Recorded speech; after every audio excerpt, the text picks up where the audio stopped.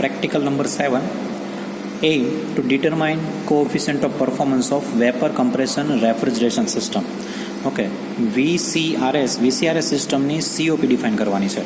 Okay, હવે આપણી પાસે જે VCRS સિસ્ટમનું સેટઅપ છે, ઓકે, એની આપણે COP ડિફાઇન કરશું. અને આ પ્રેક્ટિકલ કર્યા પછી એનો ઓબ્જેક્ટિવ શું હશે? Okay, to determine refrigeration effect, work done, mass flow rate, COP from data recorded by the performance કર્યા પછી આ બધા જ ડેટા જે કંઈ મળે છે એના પરથી બધા ડેટા આપણે કેલ્ક્યુલેટ કરવાના થશે. દેન આ જે ડેટા કેલ્ક્યુલેટ કરેલા છે આના બેઝિસ પર to plot actual VCRS cycle on PH and TS chart. બરોબર? ઓકે, PH અને TS ચાર્ટ પર આપણા મળેલા ડેટા પ્રમાણે એને ચાર્ટમાં પ્લોટ કરવાના થશે. ઓકે, સિસ્ટમના કમ્પોનન્ટ કયા કયા છે? Compressor, condenser, low pressure and high pressure cutout switch, evaporator, temperature indicator, pressure gauge, expansion device, energy meter. Okay, આ બધા ડિવાઇસનો આપણે યુઝ કરશું અને આપણો જે પ્રેક્ટિકલ સેટઅપ છે આ પ્રેક્ટિકલ સેટઅપને ફૂલફિલ કરશું. ઓકે, ચલો, આપણી પાસે જે સિસ્ટમ છે આ સિસ્ટમ કંઈક આ રીતની છે. ઓકે, હવે આપણી જે VCRS સિસ્ટમ છે આ VCRS સિસ્ટમની અંદર આટલા ડિવાઇસ છે. કમ્પ્રેસરમાંથી રેફ્રિજરન્ટ જશે કન્ડેન્સરમાંથી રિસીવર તરફ, રિસીવરથી એક્સપાન્શન વાલ્વ સુધી. બરોબર? અહીંયા પ્રેશર સિસ્ટમમાં બહુ જ વધારે હશે એટલા માટે કમ્પ્રેસરથી લઈને એક્સપાન્શન વાલ્વ સુધીની જે લાઇન છે ને આપણે હાઈ પ્રેશર સાઈડ કહીએ છીએ. ઓકે, ત્યારબાદ એક્સપાન્શન વાલ્વની અંદર રેફ્રિજરન્ટનું એક્સપાન્શન થશે. એક્સપાન્શન થયા પછી એ જ રેફ્રિજરન્ટ ઇવાપોરેટરમાં ફરતો હશે. ઓકે, ઇવાપોરેટરમાં ફરે છે, ત્યારબાદ ત્યાંથી એ આવે છે ફરી પાછો કમ્પ્રેસરની અંદર. ઓકે, ચલો, તો એક્સપાન્શન વાલ્વથી લઈને કમ્પ્રેસર સુધીની જે કંઈ પણ લાઇન છે એને આપણે લો પ્રેશર સાઈડ કહીએ છીએ. ક્લિયર? એટલે ટોટલ બે સાઈડ થઈ ગઈ, high pressure side and low pressure side. બીજું, આ જે સિસ્ટમ છે આ સિસ્ટમની અંદર જે રેફ્રિજરન્ટ સર્ક્યુલેટ થાય છે, બરોબર, એ રેફ્રિજરન્ટ છે આપણો R134A. બરોબર, આ રેફ્રિજરન્ટનો યુઝ કરીને પછી આપણે એના ટેબલ પરથી ડેટા કલેક્ટ કરવાના છીએ. અહીંયા જે આપણને બતાવેલા છે બે ચાર્ટ, આ બંને ચાર્ટમાં એક ચાર્ટ TS ચાર્ટ છે અને બીજો ચાર્ટ PH ચાર્ટ છે. ઓકે, આ બંને ચાર્ટ COP ડિટરમાઇન કરવા માટે મોસ્ટ ઇમ્પોર્ટન્ટ છે. ઓકે, જેમાં 1 to 2 પ્રોસેસ જે બતાવેલી છે કમ્પ્રેશન પ્રોસેસ છે, 2 to 3 કન્ડેન્સેશન પ્રોસેસ છે, 3 to 4 expansion and 4 to 1 evaporation process બંનેની અંદર. બરોબર? એટલે 1 થી 2ની વાત કરતા હશું એટલે કમ્પ્રેશનની વાત કરશું આપણે. 2 to 3 condensation, 3 to 4 expansion, 4 to 1 evaporation process. Okay, ચલો, PH ચાર્ટની અંદર જોઈએ તો આ કર્વની અંદર 1 નંબરનો પોઈન્ટ એ સેચ્યુરેશન કર્વ લાઇન પર છે. મતલબ 1 નંબર પર જે રેફ્રિજરન્ટ છે આ રેફ્રિજરન્ટ કમ્પ્લીટ વેપર ફોર્મની અંદર છે, સેચ્યુરેટેડ વેપર ફોર્મની અંદર છે. બરોબર? ત્યાંથી તેનું કમ્પ્રેશન થશે તો એ જ રેફ્રિજરન્ટનું સુપરહીટેડ મતલબ એનું એન્થાલ્પીમાં વધારો થાય છે, સાથે સાથે જોઈએ તેના ટેમ્પરેચરમાં પણ વધારો થાય છે અને સુપરહીટેડ રિજનની અંદર ચાલ્યું જાય છે. બરોબર? એટલે આફ્ટર કમ્પ્રેશન એ સુપરહીટેડ વેપરમાં કન્વર્ટ થાય છે. બરોબર? ત્યારબાદ એ રેફ્રિજરન્ટ થોડોક નીચે આવે છે. મતલબ અહીંયા 2 નંબર પરના જે ડેટા આપણે કલેક્ટ કરવાના થાય એ સુપરહીટેડ વેપર પોઝિશન માટેના ડેટા કલેક્ટ કરવાના થશે. બરોબર? ત્યારબાદ એનું કન્ડેન્સેશન થાય છે 2 to 3 પ્રોસેસ દરમિયાન. તો કન્ડેન્સેશન દરમિયાન એ કમ્પ્લીટ લિક્વિડ ફોર્મની અંદર આવી જાય છે. ઇન શોર્ટ સેચ્યુરેટેડ લિક્વિડમાં કન્વર્ટ થઈ જતો હોય છે આફ્ટર કન્ડેન્સેશન. બરોબર? કન્ડેન્સેશન થઈ ગયા પછી સેચ્યુરેટેડ લિક્વિડ થાય છે. એ દરમિયાન પ્રેશર સેમ રહે છે, ટેમ્પરેચરમાં પણ એટલો બધો ફેરફાર થતો નથી. T2 = T3 રહે છે. ક્લિયર? ચલો, દેન તો કે કન્ડેન્સેશન થઈ ગયા પછી એનું એક્સપાન્શન થશે અને એક્સપાન્શન દરમિયાન એન્ટ્રોપીમાં ફેરફાર થાય છે. 3 to 4 એન્ટ્રોપી ફેરફાર થાય છે બટ એન્થાલ્પી રિમેન કોન્સ્ટન્ટ. એટલે એન્થાલ્પી કોન્સ્ટન્ટ રહે છે, H3 = H4. આનો આપણે યુઝ કરશું. બરોબર? And 4 to 1 process, 4 to 1 process દરમિયાન ઇવાપોરેશન થાય છે અને આફ્ટર ઇવાપોરેશન જે કંઈ પણ રેફ્રિજરન્ટ છે આ રેફ્રિજરન્ટ લિક્વિડ ફોર્મમાંથી, બરોબર, મતલબ પાર્શિયલી લિક્વિડ ફોર્મમાંથી એ ચાલ્યો જાય છે સેચ્યુરેટેડ વેપર ફોર્મની અંદર. બરોબર? મીન્સ એ વેપર ફોર્મની અંદર કન્વર્ટ થઈ જતું હોય છે. ત્યારબાદ ફરતી પાછી આ સાયકલ ચાલ્યા કરતી છે. એટલે એ રીતના આપણો PH ચાર્ટ આપેલો છે અને TS ચાર્ટ આપણને બતાવેલો છે. બરોબર? ચલો, PH ચાર્ટની અંદર H2 સુપરહીટેડ છે, H1 સેચ્યુરેટેડ વેપર છે. બરોબર? H3 તો કે સેચ્યુરેટેડ લિક્વિડ ફોર્મની અંદર છે અને H4 તો એ સેચ્યુરેટેડ લિક્વિડ નથી બટ પાર્શિયલી લિક્વિડ છે અને પાર્શિયલી વેપર છે. બરોબર? ડ્રાયનેસ ફ્રેક્શન હશે અહીંયા કશો. એવી રીતના TS ડાયાગ્રામની અંદર આપણે જોઈએ તો TS ડાયાગ્રામમાં 1 અને 2 પોઝિશન, આ બંને પોઝિશન પર જે કંઈ એન્ટ્રોપી છે એ એન્ટ્રોપી ઇક્વલ છે, S1 = S2 થાય છે. બરોબર? એટલે આનું આપણે યુટિલાઇઝેશન કરવાના છીએ. બરોબર? ચલો, આના બેઝિસ પર આપણે ઓબ્ઝર્વેશન ટેબલ જોઈએ. આપણું ઓબ્ઝર્વેશન ટેબલ છે. ઓબ્ઝર્વેશન ટેબલની અંદર આપણે જોઈએ તો ઘણા બધા ડેટા આપેલા છે જેમાં P1 પ્રેશર એટ પોઈન્ટ 1 એટલે કે કમ્પ્રેશન પ્રોસેસની પહેલાંનું જે પ્રેશર છે એ પ્રેશર મેઝર કરેલું છે, બરાબર. મેં એક રીડિંગનું નોટ ડાઉન કરી લીધું છે, એટલે એક રીડિંગ મેં અહીંયા લખેલું છે. આનું આપણે કેલ્ક્યુલેશન કરશું, બરાબર. એટલે કમ્પ્રેશન પ્રોસેસ પહેલાં આનું પ્રેશર છે 1 PSI. અહીંયા PSI આપણને આપેલું છે કેમ કે આપણને સેટઅપ પરથી પ્રેશર PSIમાં મળે છે, બરાબર. આફ્ટર કમ્પ્રેશન, કન્ડેન્સેશન પહેલાં આફ્ટર કમ્પ્રેશન એનું પ્રેશર થઈ જાય છે 110 PSI, બરાબર. ચલો, એનર્જી મીટરમાં ટાઈમ કેટલો લાગે છે? Time for 2 revolution of energy metre, બરાબર. આપણી પાસે જે એનર્જી મીટર છે, આ એનર્જી મીટરની અંદર જે વ્હીલ આપેલું છે, આ વ્હીલને 2 રિવોલ્યુશન ફરવામાં ટાઈમ કેટલો લાગે છે? તો કે 40 સેકન્ડ લાગે છે, બરાબર. સિસ્ટમને વોલ્ટેજ કેટલા આપેલા હતા? તો કે 234, બરાબર. સિસ્ટમની અંદર રેફ્રિજરન્ટનો ફ્લો કેટલો છે? ફ્લો રેટ કેટલો છે? તો એ છે 12 યુનિટ્સ. એનો LPH એટલે લીટર પર અવર, બરાબર. લીટર પર અવર એનો ફ્લો રેટ આપેલો છે. ચલો, આ રીતના કમ્પ્રેસર સક્શન ટેમ્પરેચર કેટલું છે? કમ્પ્રેશન જે સક્શન કરે છે રેફ્રિજરન્ટનું, એનું ટેમ્પરેચર કેટલું આવે છે? તો કે 265 ડિગ્રી સેન્ટીગ્રેડ, બરાબર. કમ્પ્રેશન કરી દે છે, ત્યારબાદ ડિસ્ચાર્જ કરે છે, એનું ટેમ્પરેચર કેટલું છે? તો કે 78.9 ડિગ્રી સેન્ટીગ્રેડ, બરાબર. ત્યારબાદ કન્ડેન્સર જે છે એ કન્ડેન્સર એનામાંથી અહીંયા 26.5 છે, 26.5, અને એના આફ્ટર કમ્પ્રેશન એટ 78.9 થઈ જશે, બરાબર. ચલો, કન્ડેન્સરની ઇનલેટ તો કમ્પ્રેસરનો આઉટલેટ થઈ જશે, એટલે કન્ડેન્સરનું ઇનલેટ હશે 78.9. તો કન્ડેન્સરનું આઉટલેટ કેટલું થાય છે? તો કે 33.4, જો ટેમ્પરેચરમાં ડિફરન્સ ક્રિએટ થાય છે, ઓકે. અને આફ્ટર એક્સપાન્શન એનો ટેમ્પરેચર થાય છે -22 ડિગ્રી સેન્ટીગ્રેડ, બરાબર. અને જે ઇવોપોરેટરની અંદર આપણે કુલિંગ વોટર ભરેલું છે, આ કુલિંગ વોટરનું ટેમ્પરેચર છે T5 27.1 ડિગ્રી સેન્ટીગ્રેડ, બરાબર. ચલો, આ બધા ડેટાનું આપણે યુટિલાઇઝેશન કરશું અને યુઝ થઈ ગયા પછી આપણે ફોલોઈંગ ડેટા કેલ્ક્યુલેટ કરશું, ઓકે. તો ચલો આ ડેટા મને આપેલા છે, મેં 5 ટેમ્પરેચરને એક સાથે લખી લીધેલા છે, બરાબર. તો 5 ટેમ્પરેચર જે મને ડિગ્રી સેન્ટીગ્રેડની અંદર આપેલા છે, આ 5 ટેમ્પરેચરને હું ફર્સ્ટ ઓફ ઓલ દરેકને કેલ્વિનમાં ફેરવી નાખીશ, બરાબર. તો કેલ્વિનમાં ફેરવવા માટે મારે શું કરવું પડશે? ફર્સ્ટ ઓફ ઓલ તો કે જેટલા પણ ટેમ્પરેચર આપેલું છે આને +273 કરી દેવાનું, ઓકે. તો 26.5 ડિગ્રી સેન્ટીગ્રેડ છે, અને કેલ્વિનમાં ફેરવશું એટલે આપણો આન્સર આવશે 299.5 કેલ્વિન, બરાબર. એવી રીતના ટેમ્પરેચર 278.9 કેલ્વિનમાં ફેરવો તો કે 351.9 કેલ્વિન, બરાબર. હવે T2 ટેમ્પરેચર આપણને ગ્રાફ પરથી ખ્યાલ હશે સુપરહીટેડ ઝોનની અંદર જાય છે, એટલે T2 ટેમ્પરેચરને જ આપણે T સુપરહીટેડ કહી દઈશું, ક્લિયર. ચલો, T3 ટેમ્પરેચર 33.4 ડિગ્રી સેન્ટીગ્રેડ, એનો આન્સર આવશે +273 એટલે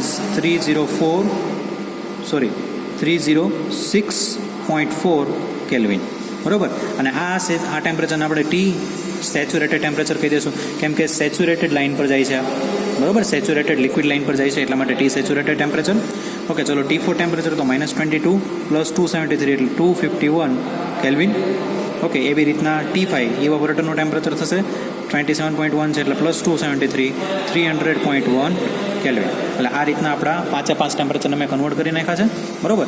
ચલો, આના આધાર પરથી આપણે હજુ બી કન્વર્ઝન કરવાનું થશે. તો આપણને 2 પ્રેશર આપેલા છે, જો P1 અને P2.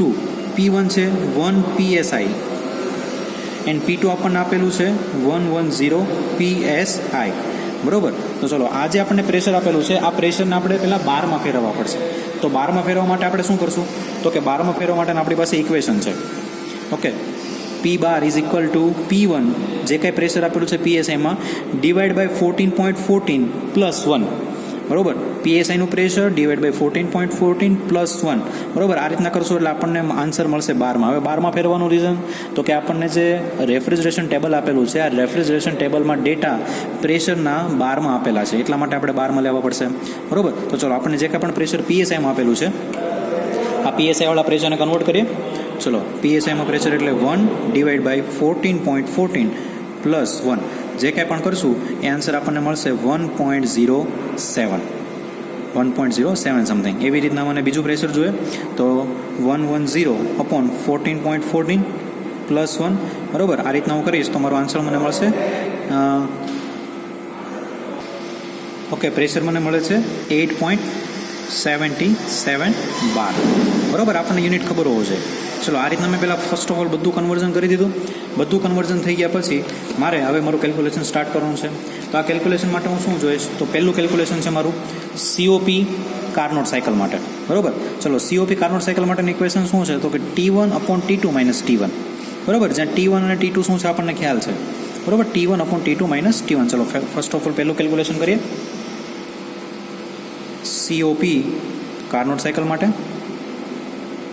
ઇક્વેશન થશે T1 upon T2 minus T1. चलो T1 ની વેલ્યુ કેટલી છે કેલ્વિનમાં? તો કે 299.5 ઉપર આપણને ડેટા આપેલા છે. ચલો T2 ની વેલ્યુ કેટલી છે? તો કે 351.9 એન્ડ T1 ની વેલ્યુ કેટલી છે? 299.5. બરોબર, આનો ફાઇનલ આન્સર આપણે લાવીએ તો ફાઇનલ આન્સર આપણો થશે 5.71. 5.71 આ COP કાર્નોટની થઈ ગઈ. બરોબર, આ પહેલી ડેટા આપણને મળી ગયા. ક્લિયર? આ રીતના આપણે સેકન્ડ કેલ્ક્યુલેશન કરીએ. ચલો પહેલું કેલ્ક્યુલેશન થઈ ગયું COP કાર્નોટ સાયકલ માટે, જેનો ડેટા છે 5.71. બરોબર, ચલો સેકન્ડ COP ફાઇન્ડ કરીએ. થિયરેટિકલ COP કેટલી આવે છે તે. ચલો ઇક્વેશન છે મારું COP theoretical is equal two H1 minus H4 upon H2 minus H1. લખી દે COP theoretically is equal to H1 minus H4 divided by H2 minus H1. ચલો આ મારી પાસે ઇક્વેશન છે. હવે સમજીએ. ચલો H1 ને H4 ને H2 આ કઈ રીતના ડેટા આપણે લાવશું? બરોબર, તો આપણા ફાઇનલ ઇક્વેશન આપણી પાસે જે ગ્રાફ હતો, આ ગ્રાફની અંદર આપણે જોવા જઈએ તો ગ્રાફની અંદર H1 આપણું ક્યાં મળે છે? જો આપણી પાસે ઇક્વેશન અહીંયા રહ્યું. બરોબર, જેમાં H1 શું છે? તો અહીંયા રહ્યું. મતલબ કે P1 પ્રેશર પર સેચ્યુરેટેડ વેપર લાઇન પર જે મને H મળે છે એ મારો H1 થશે. બરોબર, એટલે મારે P1 પ્રેશર પર Hgની વેલ્યુ લાવવાની થાય. બરોબર, સેમ એવી રીતના H2 એટલે શું? H2 એટલે સુપરહિટેડ ઝોનની અંદર પ્રેશર 2 પર જોઈએ છે મારે. બરોબર, મતલબ મારી પાસે T સુપ હોવું જોઈએ, T સેચ્યુરેટેડ હોવું જોઈએ. બરોબર, અને CPG આનું હોવું જોઈએ તો મને મળશે આ. બરોબર, તો ચલો એનું ઇક્વેશન બી આપણે મૂકીને લાવશું. એટલે H2 ઇન શોર્ટ સુપરહિટેડ ઝોનની અંદર છે.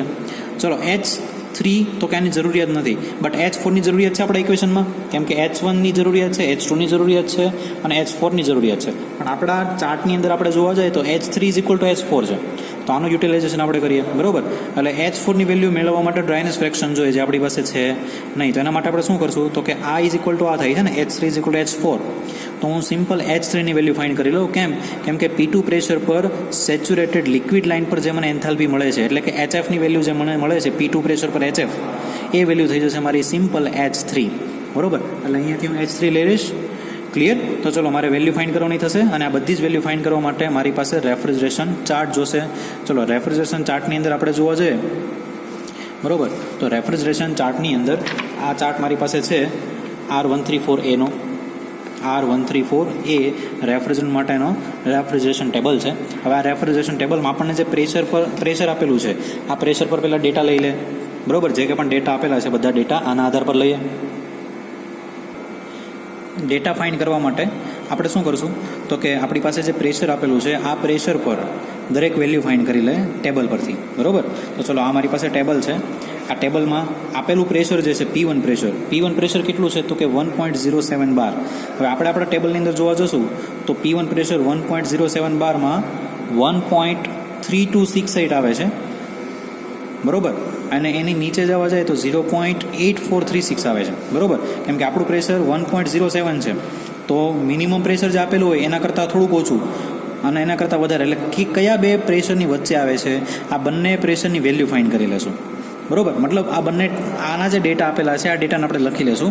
આના આધાર પરથી મારે આ પ્રેશર પર એન્થાલ્પી ફાઇન્ડ કરવાની થશે. બરોબર, તો એના માટે હું શું કરીશ? તો કે સિમ્પલ એક ટેબલ બનાવી દો, જેમાં મને P1 પ્રેશર માટેના ડેટા મારે જોશે.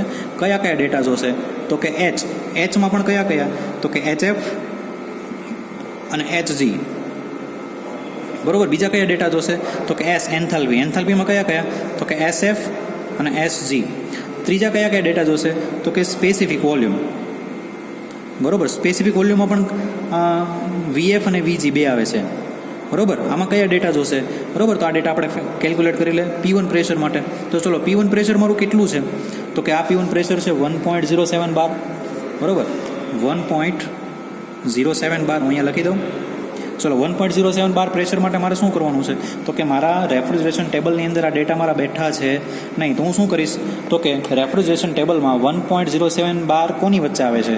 તો કે 0.8436 અને નીચે આવે છે 1.3268. તો આ બંનેની વચ્ચે લખી દઉં છું. કઈ રીતના લખું છું? 0.8436 અને આની નીચે આવે છે તો કે 1.3268, બરાબર. મતલબ મારું જે પ્રેશર છે આ પ્રેશર આ બંને પ્રેશરની વચ્ચે આવે છે, બરાબર. તો મતલબ આ પ્રેશર માટેના બધા ડેટા લઈ લો અને આ પ્રેશર માટેના બધા ડેટા લઈ લઈશ, બરાબર. તો ચલો આ પ્રેશર માટેના બધા ડેટા લઈએ. આ રીતના મેં ડેટા રેફ્રિજરેશન ટેબલમાંથી કલેક્ટ કરી લીધા. પર્ટિક્યુલર આ પ્રેશર માટે એન્થાલ્પીની વેલ્યુ, HFSG, એન્ટ્રોપીની વેલ્યુ SFSG, બરાબર. આની જરૂર નથી એટલે મેં લીધું નથી. ચલો આ સેકન્ડ પ્રેશર માટેના ડેટા છે તો કે HFSG, SFSG, બરાબર. મારે આ બંનેની વચ્ચેનું ફાઇન્ડ કરવાનું છે, બરાબર. એ વચ્ચેનું ફાઇન્ડ કરીએ પણ સાથે સાથે પ્રેશર P2 માટે પણ ડેટા કલેક્ટ કરી લે. ચલો P2 પ્રેશર માટે તો કે આપણું P2 પ્રેશર કેટલું છે 8.77 બાર. ઓકે, ચલો 8.77 બાર લખી દો. અહીંયા કોની વચ્ચે આવે છે તો કે 8.77 બાર આવે છે કોની વચ્ચે તો અહીંયા જોવા જાય તો 8.62 આવે છે અને ત્યારબાદ 9.11 થઈ જાય છે, બરાબર. મતલબ આ બંનેની વચ્ચે આવે છે તો મારે આ બંનેના ડેટા પણ જે મેં પહેલાંમાં લીધા એ બધા ડેટા આની અંદરથી પણ લઈ લો. આ રીતના આપણે બંને પ્રેશર જે આપણું પ્રેશર છે ફાઇન્ડ કરવા માટેનું એની ઉપરનું પ્રેશર અને નીચેનું પ્રેશર આ માટેના ડેટા લઈ લીધા, બરાબર. અહીંયા મેં HFSGની વેલ્યુ લઈ લીધી છે, SFSGની વેલ્યુ લઈ લીધી છે અને અહીંયા કમ્પ્લીટ ખાલી VFની વેલ્યુ લીધી છે, બરાબર. Specific volume at saturated liquid line પર એના માટેની સ્પેસિફિક વોલ્યુમની વેલ્યુ લીધેલી છે, બરાબર. ચલો તો આ વેલ્યુના આધાર પર આટલી જ વેલ્યુ આપણે કેલ્ક્યુલેટ કરવાની થશે, બરાબર. ચલો કેલ્ક્યુલેશન કેટલું કરવાનું થશે તો કે અહીંયા HGનું કેલ્ક્યુલેશન કરવાનું થશે, અહીંયા HG HF બંનેનું કરવાનું થશે, અહીંયા HFની કોઈ જરૂરિયાત છે નહીં, બરાબર. ચલો આ એક ગણવાનું થશે, આ ગણવાનું થશે, આ ગણવાનું થશે, બરાબર. અહીંયા આની પણ જરૂરિયાત નથી એટલે આને પણ આપણે નહીં ગણીએ. ફાઇનલ SF અને SG આની જરૂરિયાત પડશે અને VFની જરૂરિયાત પડશે એટલે ટોટલ 6 કેલ્ક્યુલેશન કરવાના થશે. 1 2 3 4 5 અને 6. ચલો ગણતરી કઈ રીતના કરવાની છે એને પહેલાં સમજે.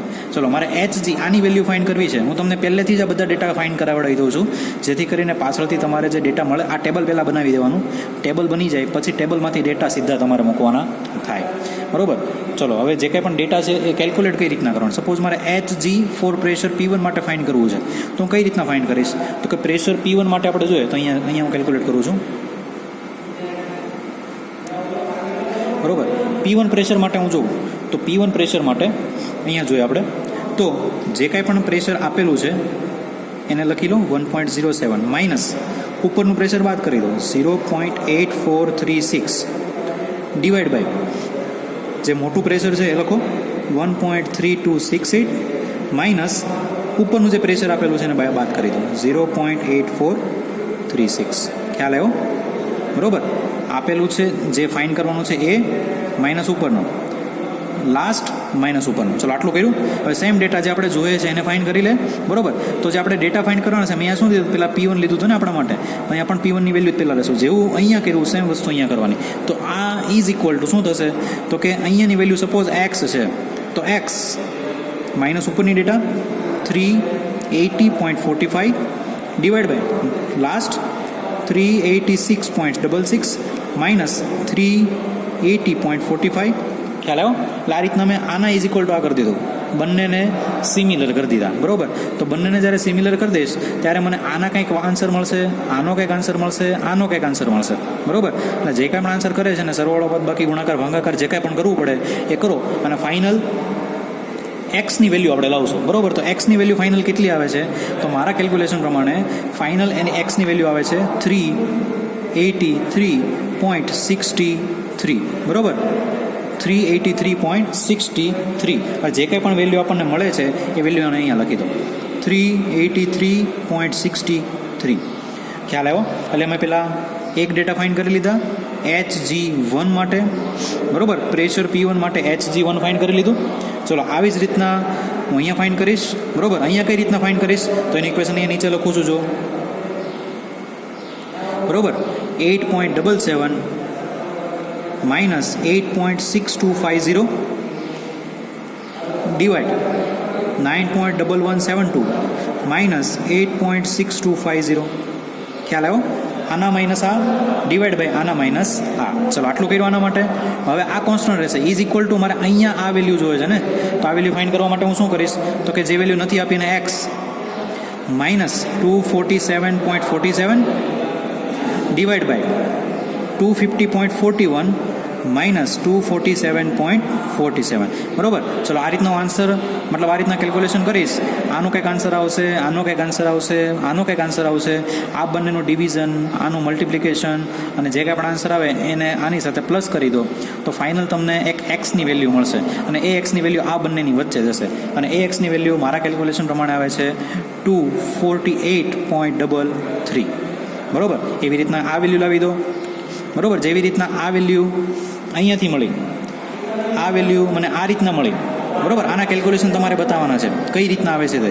એવી જ રીતના આ વેલ્યુ લાવો તો આના માટે તો તમારી પાસે આ છે ઇઝ ઇક્વલ ટુ ખાલી આનું અલગથી કરવાનું રહેશે બરાબર. સેમ વેલ્યુ આના માટે તો આનું છે જ તમારી પાસે, ખાલી આનું અલગથી કરવાનું રહેશે. એવી રીતના અહીંયા એટલે આ અને આ તમને અલગ વેલ્યુ મળશે અને મારા કેલ્ક્યુલેશન પ્રમાણે હું જાઉં છું તો મને ફાઇનલ આન્સર અહીંયાનો મળે છે 417.05 બરાબર.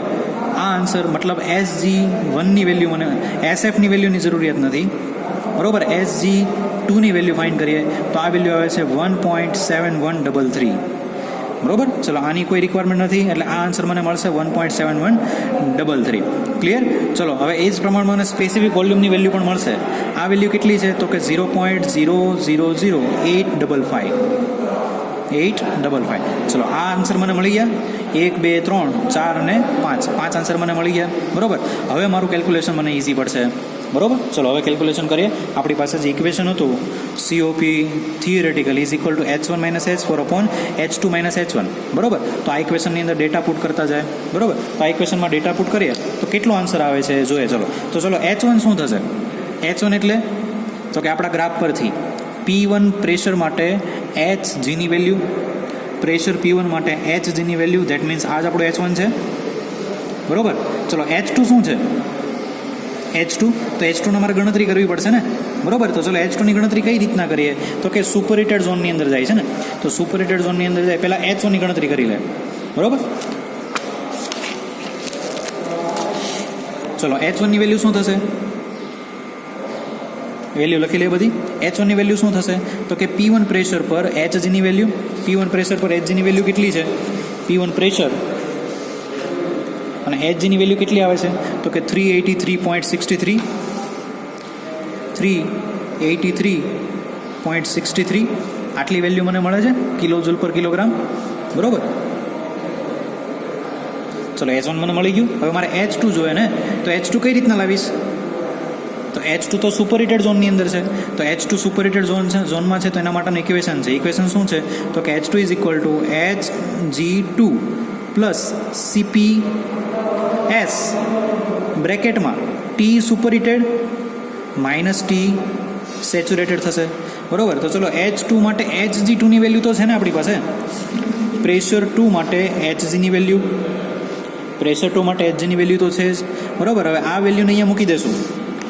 T સુપ અને T સેચ્યુરેટેડ આની વેલ્યુ પણ મારી પાસે છે. જો T2 અને T3, T superheated, T saturated મારી પાસે છે વેલ્યુ બરાબર.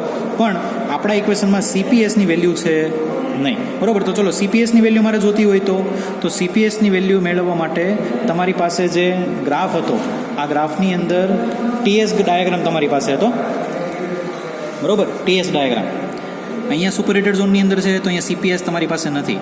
પણ આ ડાયાગ્રામની અંદર જોઈએ તો S1 is equal two S2 થાય છે જો, અને S2 તમારો સુપરહીટેડ ઝોનની અંદર છે તો આ ઇક્વેશનનો યુઝ કરીશ. S1 is equal two S2 બરાબર. S1 એટલે P1 પ્રેશર પર Sg1 અને S2 એટલે તો કે P2 પ્રેશર પર Sg2 પ્લસ અહીંયા સુપરહીટેડની વેલ્યુ મારે લાવવાની થશે બરાબર. તો ચલો S1 is equal two S2 કરે અને આ સુપરહીટેડ ઝોનમાં છે આટલું યાદ રાખો બરાબર. તો આપણું ફાઇનલ ઇક્વેશન શું બનશે? S1 is equal two S2. હવે S1 મને કઈ રીતના મળશે એન્ટ્રોપી તો કે પ્રેશર P1 પર Sg1ની વેલ્યુ લઈ લો, that is my S1. Okay ચલો S2 કઈ રીતના મળશે તો કે S2ની ઇક્વેશન છે. S2નું ઇક્વેશન શું છે તો કે Sg2 plus CPS ln T sup by T set બરોબર. T superheated by T saturated આ ઇક્વેશન મારું બનશે બરોબર. તો ચલો આના આધાર પરથી હું વેલ્યુમાં મારા ઇક્વેશનમાં ડેટા પુટ કરું તો કે Sg1 એટલે P1 પ્રેશર પર Sgની વેલ્યુ તો કે P1 પ્રેશર પર Sgની વેલ્યુ આ કેટલી થશે? ઓકે ચલો કેલ્ક્યુલેશન કરવાની રહી ગઈ છે. P1 પ્રેશર પર એસજીની વેલ્યુ આ કેટલી થશે, તો આને મારે કેલ્ક્યુલેટ કરવાની થશે. તો જેવી રીતના મેં આગળના કેલ્ક્યુલેશન કર્યા એ જ રીતના હું આનું કેલ્ક્યુલેશન પણ કરીશ, અને આ કેલ્ક્યુલેશન પરથી મારો આન્સર આવશે 1.7464. 1.7464. બરોબર. તો ચલો એસજીની વેલ્યુ મારી પાસે છે SG1ની, તો કે 1.7464 ઇઝ ઇક્વલ ટુ SG2ની વેલ્યુ પણ મારે જોશે, તો કે SG2 પ્રેશર 2 માટે SG2ની વેલ્યુ કેટલી છે, તો કે 1.7133. ઇક્વેશનમાં વેલ્યુ મૂકી દો 1.7133. ચલો CPSની વેલ્યુ નથી તમારી પાસે, તો કે CPS ln ટી સુપ ને ટી સેટ કેટલું છે, તો કે ટી સુપરહિટેડ મને અહીં આપેલું છે, જો કેટલું છે 351.9 ને ટી સેચ્યુરેટેડ કેટલું છે 306.4. ચલો ડેટા મૂકું 351.9 ડિવાઈડ બાય 306.4. બરોબર. ચલો આ રીતના હું કરીશ. અહીંયા ln લેવાનું છે તમારા કેલ્ક્યુલેટરની અંદર, જે ln યુઝ કરેલું છે, બરોબર. ln આ ln ને તમારે લેવાનું છે, એટલે ફાઇનલ આન્સર લાવીએ ln 351.9 ડિવાઈડ બાય 306.4. બરોબર. જે કંઈ પણ આન્સર આવશે, ઓકે, કેટલો આવે છે, તો કે પ્લસ CPS 0.138. બરોબર. આટલો આન્સર મને મળે છે 1.7133, અને અહીંયા છે 1.7464. બરોબર. આને ઇઝ ઇક્વલ ટુની આ તરફ લઈ આવો એટલે માઇનસ, ડિવિઝનમાં આ થશે, એટલે ફાઇનલ તમને CPS મળશે. અને CPSની વેલ્યુ કેટલી આવે છે, તો કે 0.2391. 0.2391 આ મને CPS મળે છે. ચલો હવે આ CPS ક્યાં કામમાં આવશે, CPS કેમ ફાઇન્ડ કર્યો, તો કે આપણી પાસે જે ઇક્વેશન છે H2નું ઇક્વેશન, આ H2ના ઇક્વેશનમાં CPSની વેલ્યુ મારી પાસે છે નહીં, એટલા માટે મેં આ ઇક્વેશન મૂકીને CPSની વેલ્યુ ફાઇન્ડ કરી. બરોબર. ચલો હવે હું H2 વાળા ઇક્વેશનમાં વેલ્યુ ડેટા મૂકીશ, તો H2 is equal to Hg2 plus CPS T superheated minus T saturated. બરોબર. ચલો H2 એ તો મારે ફાઇન્ડ કરવાનું છે. ચલો Hg2ની વેલ્યુ કેટલી થાય છે, તો કે આપણે આગળ ફાઇન્ડ કરી ગયા P2 પ્રેશર માટે Hgની વેલ્યુ, P2 પ્રેશર માટે Hgની વેલ્યુ કેટલી છે 417.05. 417.05 વેલ્યુ મૂકો અહીંયા 417.05 પ્લસ CP આપણને કેટલી મળે છે, તો કે 0.2391. ચલો ટી સુપરહિટેડ કેટલું છે 351.9 અને માઇનસ ટી સેચ્યુરેટેડ કેટલું છે 306.4. ચલો અહીંયા આનું ડિવિઝન માઇનસ કરી દો, મલ્ટીપ્લાય આ કરી દો. બરોબર. ત્યારબાદ એનું સમેશન આની સાથે કરી દો, એટલે ફાઇનલ આન્સર તમને H2નો મળશે. બરોબર. H2નો આન્સર કેટલો મળશે, તો કે 427.92 કિલો જૂલ પર કિલોગ્રામ. બરોબર. એટલે આ મને મળી ગયું H2ના ડેટા. બરોબર. અહીંયા મારી પાસે H1ના ડેટા હતા. આપણા ઇક્વેશનની અંદર જો બે જ ડેટા બાકી રહ્યા, H1 minus H4, H2 minus H1. આ ઇક્વેશન હતું, એમાં H2 મને મળી ગયું, H1 એ મળી ગયું. હવે H4 શું છે, H4 શું છે, તો H4 એટલે મેં તમને પહેલાં કીધું હતું H3 is equal two H4 થાય છે. બરોબર. આપણો ડાયાગ્રામ યાદ કરો. બરોબર. પીએચ ચાર્ટ, આ પીએચ ચાર્ટની અંદર આપણે જોવા જઈએ, પીએચ ચાર્ટની અંદર તો H3 is equal two H4 થાય છે. હવે H4 ફાઇન્ડ કરવું થોડું અઘરું થઈ જાય, પણ H3 ફાઇન્ડ કરી લઈએ તો H3 તો મને ઇઝીલી મળશે. કઈ રીતના, તો કે P2 પ્રેશર પર HFની વેલ્યુ, અહીંયા HF હશે, અહીંયા HFG હશે વચ્ચે, અને અહીંયા HG છે. તો એ P2 પ્રેશર પર HFની વેલ્યુ હું ફાઇન્ડ કરી લઉં, ધેટ ઇઝ માય HF3 અને H3. બરોબર. તો P2 પ્રેશર પર HFની value that is my H3 થશે. ઓકે. તો ચલો P2 પ્રેશર પર HFની વેલ્યુ કેટલી આવે છે, તો કે 248.33. 248.33. બરોબર. એટલે H3 થઈ ગયું 248.33 કિલો જૂલ પર કિલોગ્રામ. બરોબર. આ મને ડેટા મળી ગયા. અને જે મારું H3 છે એ જ મારું H4 છે. બરોબર. હમણાં આપણે ચાર્ટમાં જોયા પ્રમાણે જે મારું H3 છે એ જ આપણું H4 થાય છે. બરોબર. ચલો હવે મને બધા જ ડેટા મળી ગયેલા છે. બરોબર. H1 પણ મળી ગયું, H2 પણ મળી ગયું, H3 પણ મળી ગયું, કેમ કે H3 is equal two H4 છે. હવે મારે સિમ્પલી મારા ઇક્વેશનની અંદર ડેટા મૂકવાના છે. તો ફાઇનલ ઇક્વેશન આપણું શું છે, તો કે COP theoretical is equal two આપણું ઇક્વેશન થાય છે H1 minus H4 divide by H2 minus H1. બરોબર. તો ચલો H1ની વેલ્યુ કેટલી છે ઉપર આપણે ફાઇન્ડ કરીએ પ્રમાણે, તો કે 383.63. 383.63 માઇનસ H4ની વેલ્યુ કેટલી આવે છે હમણાં આપણે ફાઇન્ડ કરીને 248.33 ડિવાઈડ બાય H2ની વેલ્યુ તો કે 427.92 એન્ડ માઇનસ H1ની વેલ્યુ કેટલી આવે છે તો કે અહીંયા રહી 383.63 બરોબર. ચલો આ રીતના હું ફાઇનલ આન્સર લાવીશ તો ફાઇનલ આન્સર આનું માઇનસ કરી નાખો, આનું માઇનસ કરી નાખો અને જે કાંઈ પણ આન્સર આવે છે એનું ડિવિઝન કરી નાખો. ડિવિઝન કરતાં ફાઇનલ તમને આન્સર મળશે 3.05 બરોબર. COP થિયોરેટિકલ COP કેટલી મળે છે મને 3.05. આનો કોઈ યુનિટ આવશે નહીં. ચલો આ રીતના મારું સેકન્ડ કેલ્ક્યુલેશન થઈ ગયું બરોબર. સેકન્ડ કેલ્ક્યુલેશન થઈ ગયા પછી એટલે મને મારો આન્સર આ મળી ગયો COP થિયોરેટિકલનો બરોબર. ચલો મને COP થિયોરેટિકલ મળી ગયું. ત્યારબાદ તો કે મારે COP એક્ચ્યુઅલ જોઈએ છે. તો COP એક્ચ્યુઅલ કઈ રીતના ફાઇન્ડ કરીશ તો મારી પાસે ઇક્વેશન છે રેફ્રિજરેશન ઇફેક્ટ. આને હું શોર્ટમાં RE લખી દઉં.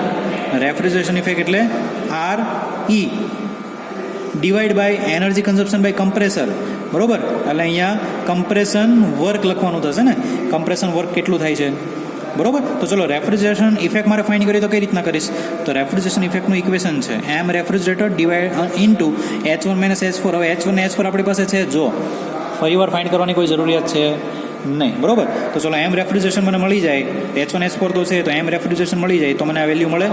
તો એમ રેફ્રિજરેશનની વેલ્યુ ક્યાંથી મળશે તો કે આપણા પ્રેક્ટિકલ સેટઅપમાં એક રોટામીટરનું આપેલું હતું કે જેની મદદથી આપણે રેફ્રિજરન્ટનો ફ્લો રેટ ફાઇન્ડ કરતા હતા. તો જે કંઈ પણ ફ્લો રેટ છે એ ફ્લો રેટ મીટર ક્યુબ પર સેકન્ડમાં મૂકશું બરોબર. અને આને LPHને મીટર ક્યુબ પર સેકન્ડમાં કરવા માટે divide by 1000 into 3600 multiply by 1/1 specific volume at condenser outlet બરોબર. જે આપણું રેફ્રિજરન્ટ છે એના સ્પેસિફિક વોલ્યુમને ડિવાઈડ કરી દો કન્ડેન્સરમાંથી જે નીકળે છે ને તે બરોબર. તો ચલો આ ઇક્વેશનનો યુઝ કરીએ આપણે. ઓકે, તો ચલો ઇક્વેશનનો યુઝ કરીએ.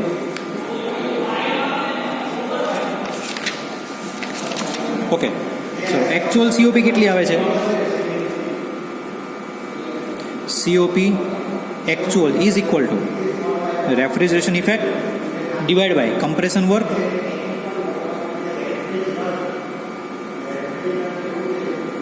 હવે રેફ્રિજરેશન ઇફેક્ટ ફાઇન્ડ કરવા માટેનું ઇક્વેશન છે માસ ફ્લો રેટ યા તો માસ refrigerant into H1 - H4. Okay, ચલો માસ ઓફ રેફ્રિજરન્ટ કઈ રીતના ફાઇન્ડ કરીએ તો એના માટે ઇક્વેશન છે જે કાંઈ પણ લીટર પર અવરમાં ફ્લો રેટ આપેલો છે એને મીટર ક્યુબ પર સેકન્ડમાં ફેરવો બરોબર. હવે મીટર ક્યુબ પર સેકન્ડમાં ફેરવા માટે તો લીટરને મીટર ક્યુબમાં ફેરવા માટે ડિવાઈડ બાય 1000 કરી દો એન્ડ અવરને સેકન્ડમાં ફેરવા માટે ડિવાઈડ બાય 3600 કરી દો. એટલે આ મારું મીટર ક્યુબ પર સેકન્ડમાં થઈ ગયું ઇન્ટુ 1/1 સ્પેસિફિક વોલ્યુમ. ચલો લીટર પર અવરમાં મને ફ્લો રેટ કેટલો આપેલો છે તો ઓબ્ઝર્વેશન ટેબલ પરથી મને મળશે ફ્લો રેટ મને કેટલો આપેલો છે તો કે 12 LPH. આ બધા ડેટાનો યુઝ કરી લીધો આપણે બરોબર. ચલો આનો યુઝ કરીએ 12 LPH બરોબર. આનો બી યુઝ થશે. આ બંને થઈ ગયા, આ બંને બાકી છે એટલે 12 LPHનો યુઝ કરીએ તો અહીંયા 12 ડિવાઈડ બાય 1000 મલ્ટીપ્લાય બાય 36. તો કે કન્ડેન્સરના આઉટલેટનું સ્પેસિફિક વોલ્યુમ છે ને, અને કન્ડેન્સરનું આઉટલેટ એટલે પોઈન્ટ નંબર 3 એટલે P2 પ્રેશર પર જે લિક્વિડ લાઇન છે આ લિક્વિડ લાઇન પર સ્પેસિફિક વોલ્યુમ ફાઇન્ડ કરવાનું થાય અને જે આપણે ઓલરેડી ફાઇન્ડ કરી ગયા છીએ બરોબર. P2 પ્રેશર પર સ્પેસિફિક વોલ્યુમ મેં તમને પહેલાં જ એટલા માટે ગણવાડી દીધેલું હતું.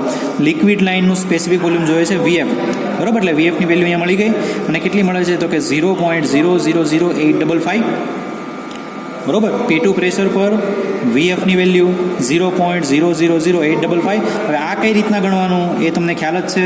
આ રીતના ગણવાનું થશે બરોબર. તો ચલો આ રીતના ફાઇનલ આન્સર મારો આવે છે મને 0.000855 વેલ્યુ મૂકી દો 0.000855. ચલો આટલી મેં વેલ્યુ મૂકી દીધી. હવે આ વેલ્યુ મૂકીશ એટલે ફાઇનલ મને મારો આન્સર મળશે એમ રેફ્રિજરન્ટના ફોર્મની અંદર બરોબર. હવે એમ રેફ્રિજરન્ટનું આન્સર કેટલો આવે છે તો કે 3.89 10⁻³ કિલોગ્રામ પર સેકન્ડ. 3.89 × 10⁻³ કિલોગ્રામ પર સેકન્ડ. આ રીતના મને માસ ઓફ રેફ્રિજરન્ટ મળી ગયું. ચલો મારે સિમ્પલી હવે શું કરવાનું છે તો કે રેફ્રિજરેશન ઇફેક્ટના ઇક્વેશનની અંદર વેલ્યુ મૂકવાની છે. તો કે RE is equal two mass of refrigerant મારી પાસે છે જ into H1 - H4.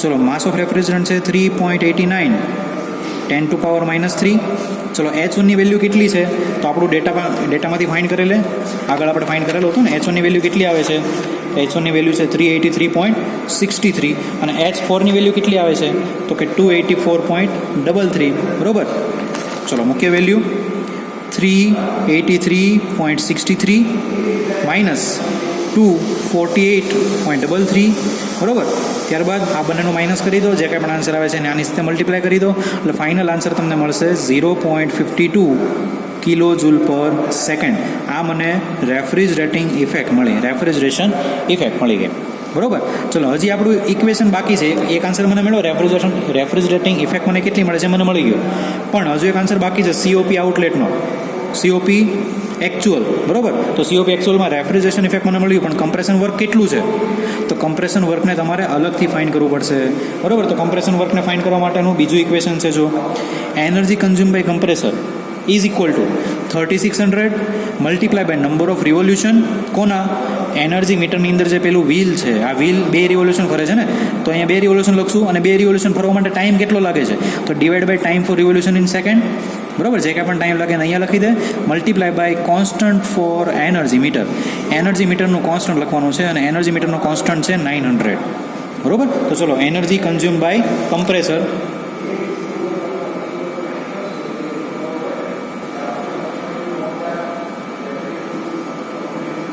is equal to 3600 multiply by number of revolution divide by time